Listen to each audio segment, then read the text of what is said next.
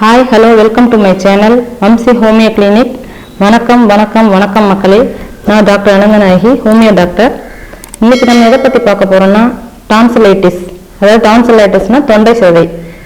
தொண்டை சேதை வந்து இப்போ பார்த்தீங்கன்னா நிறைய குழந்தைங்களுக்கு தொண்டை சேதை இருக்குது. யாருக்கு நிறைய வரும் அப்படின்னு பார்த்தீங்கன்னா, நமக்கு 15 வயசுக்குள்ளார இருக்கிற குழந்தைங்களுக்கு வந்து தொண்டை சேதை ரொம்ப ஜாஸ்தியாகவே வரும். பெரியவங்களுக்கும் வரும், ஆனால் ரொம்ப ரேர். இப்போ டான்சிலைட்டிஸ் அப்படின்னா என்னன்னா, நம்ம வாயை ஓப்பன் பண்ணி பார்த்தோம்னா அப்படின்னு பார்த்தோம்னா நமக்கு இந்த ரெண்டு பக்கமும் பார்த்தீங்கன்னா அந்த ரெண்டு உறுப்பு இருக்கும் டான்சிலைட்டிஸ். அந்த டான்சிலைட்டிஸ் பார்த்தீங்கன்னா நம்மளோட பெரிய பாடி கார்டு, செக்யூரிட்டின்னு சொல்லலாம். அந்த செக்யூரிட்டி நம்மளை என்ன பண்றாரு அப்படின்னா, நம்ம உடம்புல வர்றப்ப நம்ம வந்து சாப்பிட்றோம், நம்ம வாயை ஓப்பன் பண்ணி சாப்பிட்றப்போ நமக்கு சாப்பாடு, தண்ணி, காற்று இது எல்லாம், அதாவது நம்மளுக்கு உள்ளார போற எல்லா கிருமிகளையும் எதிர்த்து ஃபைட் பண்ணக்கூடிய செக்யூரிட்டி நம்மளோட டான்சில் கிளாண்டு தான். அந்த டான்சில் கிளாண்டு நல்லா இருந்துச்சுன்னா அவங்களுக்கு எந்த ப்ராப்ளமுமே, அதாவது இம்யூனிட்டி நல்லா ஜாஸ்தியா இருக்கும், நிறைய நோய்கள் வந்து அடிக்கடி தாக்காம இருக்கும். அதாவது நம்மளோட பாடி கார்டுன்னு சொன்னோம் இல்லையா, உள்ளார போற கிருமிகள் எல்லாம் ஃபைட் பண்ணி உள்ள போக விடாம வெளியில அடிச்சு துவம்சம் பண்ணி வெளியில அனுப்பிடுவாங்க. ஆனா ஒரு கட்டத்துல பாத்தீங்கன்னா இப்ப நிறைய பேர் போறாங்க, அதாவது ஒரு வாசல் வழியா இவ்வளவுதான் போக முடியும் அப்படின்னு பாக்குறப்போ ஒரு பிரியாணி கடையில விளம்பரம் போடுவாங்க, ஒரு பிரியாணி வாங்கினால் இன்னொரு பிரியாணி இலவசம். அப்ப பாத்தீங்கன்னா எல்லாம் முட்டி மோதி உள்ளார போறப்ப என்ன ஆகும், டேமேஜ் ஆகும் இல்லையா. ஒருத்தவங்களோட ஒருத்தவங்க சண்டை போட்டு ஃபைட் பண்ணி போவாங்க. அந்த மாதிரி என்ன ஆகும்னா, ஒரே சமயத்துல நிறைய கிருமிகள் உள்ளார போறப்ப நம்ம செக்யூரிட்டி என்ன பண்ணுவாரு, பாதி அளவுக்கு ஃபைட் பண்ணிட்டு ரொம்ப டயர்ட் ஆயிடுவாரு. அவருக்கு நிறைய பிரச்சனை வந்துடும். பாத்தீங்கன்னா அந்த இன்ஃபெக்ஷன்லாம் போயிட்டு நம்ம தொண்டை சதையில உட்காந்துக்கும். அப்படி தொண்டை சதையில உட்கார்றப்ப என்ன ஆகும்னா, அவங்க உடம்பு முடியாம போயிடுவாங்க. அவங்க ரொம்ப வீக் ஆகி டயர்டாகி அவங்களுக்கு உடம்பு சரியில்லாத போயிடும். அப்படி போறப்ப என்ன ஆகும், அந்த தொண்டை சதையெல்லாம் வீங்க ஆரம்பிச்சிடும். வீங்கி ரெட் கலர்ல, அதாவது சிகப்பா மாறிடும், பெருசு பெருசா வீங்கிரும். வீங்கிட்டு நமக்கு பாத்தீங்கன்னா, குழந்தைங்களுக்கு பாத்தீங்கன்னா காய்ச்சல் வரும், தலைவலி வரும், தொண்டையில எச்சி முழுங்க முடியாம இருக்கும், அவங்களால வாயை திறந்து கூட பேச முடியாது, காது வலி வரும், தலைவலி வந்துடும். அது மாதிரி குழந்தைங்க வந்து ரொம்ப அவசியப்படுவாங்க, சாப்பிடவே முடியாது, அவங்களால ஒரு வாய் கூட முழுங்க முடியாது, முழுங்குறப்பெல்லாம் சிரமமா இருக்கும். அப்ப பாத்தீங்கன்னா குழந்தைங்களை பார்த்தா பாவமா இருக்கும், சுருண்டு படுத்துப்பாங்க. நிறைய பேர் வந்து சொல்லுவாங்க, என் குழந்தை தொண்டை சதை இருக்கு, சுருண்டு படுத்துக்கிறாங்க, நாங்க போய் காமிக்கிறோம், ஆன்டிபயோட்டிக் கொடுக்குறாங்க, இன்ஜெக்ஷன் போடுறாங்க அப்படின்னு சொல்லுவாங்க. அப்படிலாம் போடுறப்ப நல்லா இருக்கு, திருப்பி வந்துருது, ஒரு மாசம் நல்லா இருக்கான், அவன் ஆசைப்பட்டு ஒரு சின்ன ஐஸ்கிரீம் கூட சாப்பிட முடியல, ஒரு சின்ன கூல்ட்ரிங்க்ஸ் கூட குடிக்க முடியல, பாவமா இருக்கு பாக்குறப்போ. அவனால நாங்களும் எங்க வீட்டுல கூல்ட்ரிங்க்ஸ், ஜூசஸ் எதுவுமே குடிக்கிறது கிடையாது, ரொம்ப கஷ்டமா இருக்கு அப்படின்னு சொல்லுவாங்க. அப்ப எதனால அது மாதிரி எல்லாம் வருதுன்னா, நம்மளோட செக்யூரிட்டி இருக்காரு இல்லையா, அவர்கிட்ட நிறைய டபிள்யூபிசி, அதாவது டான்சில்ல வந்து நிறைய டபிள்யூபிசிஸ் இருக்கும். டபிள்யூபிசிஸ்னா என்னன்னா, வெள்ளை அணுக்கள் தான் நம்ம உடம்புல வந்து எதிர்ப்பு சக்தியை அதிகரிக்கக்கூடியது. அந்த அணுக்கள் வந்து பாத்தீங்கன்னா அழிய ஆரம்பிச்சிடும். அந்த இன்ஃபெக்ஷன் போய் அந்த இடத்துல உட்காந்து அவங்கள போட்டு டான்சில் கிளாண்ட குத்துன்னு குத்தி அவங்கள இன்ஃப்ளமேஷன் பண்ணி அவங்கள வீங்க வச்சு நம்ம உடம்புல நிறைய டேமேஜ் பண்ணும். அப்போ என்ன பண்ணணும்னா, டபிள்யூபிசி வந்து நம்ம இன்க்ரீஸ் பண்ணணும்.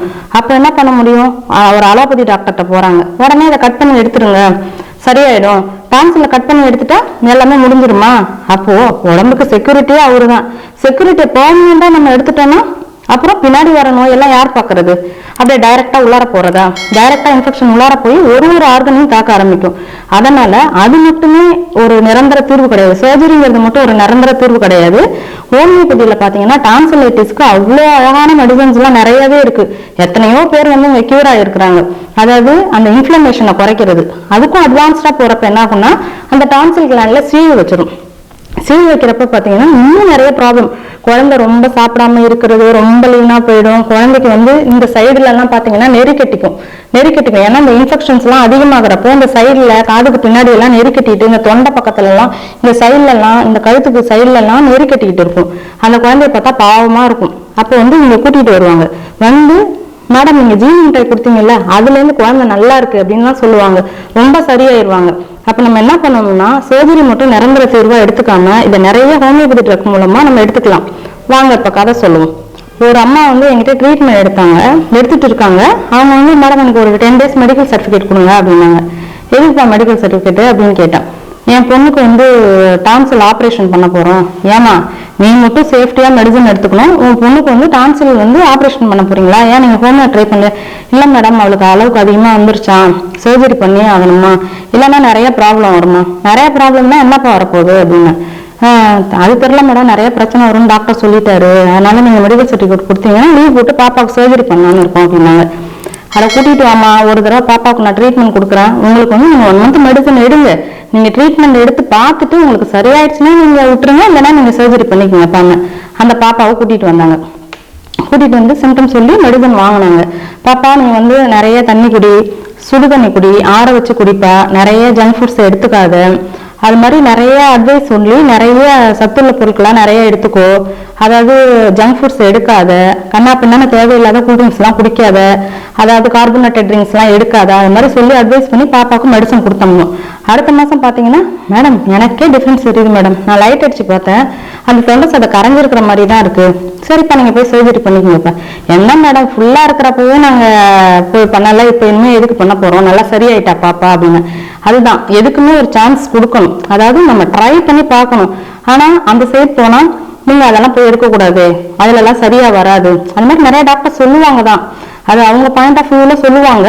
ஆனா நீங்க வந்து ட்ரை பண்ணி பார்த்தாதான் இதுல ரிசல்ட் இருக்கா இல்லையான்னு நம்மளால கன்ஃபார்மா சொல்ல முடியும். அந்த குழந்தை ரொம்ப ஹாப்பி. இப்ப அந்த அம்மா வந்து ஒரு 2-3 மாசம் மெடிசன் எடுத்துட்டு பாப்பா கம்ப்ளீட்டா அந்த சதை ஃபுல்லா கரைஞ்சி இப்ப அவளுக்கு ஃபீவர் வர்றதில்ல, தலைவலி வர்றதில்ல, அழகா ஸ்கூலுக்கு போயிட்டு இருக்கா, நல்லா சாப்பிட்றா, சொல்ல போனா ஒரு 4 kg நல்லா இன்க்ரீஸ் ஆயிருக்கா, நல்லா இருக்கா மேடம், ஆரோக்கியமா இருக்கா மேடம், உங்களுக்கு ரொம்ப தேங்க்ஸ் மேடம், நீங்க தான் கடவுள் மேடம். நாங்க அட எத்தனை பேர்ப்பா கடவுள் கடவுள்ங்கிறீங்க, நாங்க கடவுள் கிடையாது, ஹோமியோபதி டேப்லெட்ஸ் தான் கடவுள். அதனால அது மேல நம்பிக்கை வச்சு நீங்க கண்டினியூஸா ட்ரீட்மெண்ட் எடுங்க, எல்லா விதமான வியாதிகளையும் ஓரளவுக்கு கியூர் பண்ண முடியும் ஹோமியோ ட்ரக்னால அப்படின்னு நான் சொல்லி அனுப்பிச்சேன். மீண்டும் ஒரு அடுத்த பதிவில் உங்களை சந்திக்கும் வரை உங்களிடமிருந்து நன்றி கூறி விடைபெறுவது உங்கள் டாக்டர் அனந்தநாயகி.